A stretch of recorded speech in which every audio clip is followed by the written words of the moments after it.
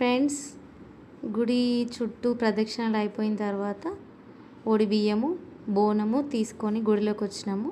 ముందుగా అమ్మవారి ఒళ్ళో ఒక బ్లౌజ్ పీస్ పరిచి పసుపు కుంకుమ వేసి దాని తర్వాత ఒక కుడుకతో పోక ఖర్జూర పట్టుకొని 5 సార్లు అమ్మవారి ఒళ్ళో బియ్యం పోసాము. ఇట్లా 5గురం సమర్పించాము, ఒకరి తర్వాత ఒకరు. ఎందుకంటే కంపల్సరీ 5గురు ముత్తైదువులు పోయాలి.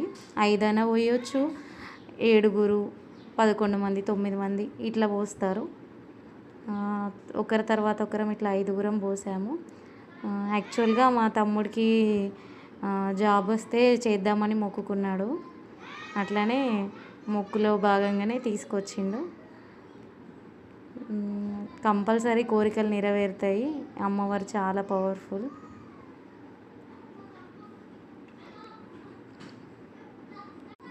మేము సంవత్సరానికి ఒకసారైనా అమ్మవారికి కంపల్సరీ ఓడి బియ్యము పోస్తాము.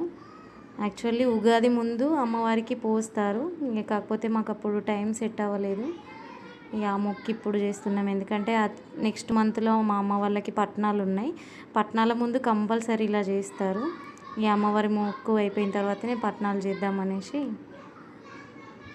అమ్మవారు చూడడానికి చాలా పెద్దగా, నిజంగా అమ్మవారిని చూసినట్టే అనిపించింది మాకైతే. ఆ రోజు చూడ్డానికి అసలు 2 కళ్ళు కూడా సరిపోలేదు అమ్మవారిని చూస్తే.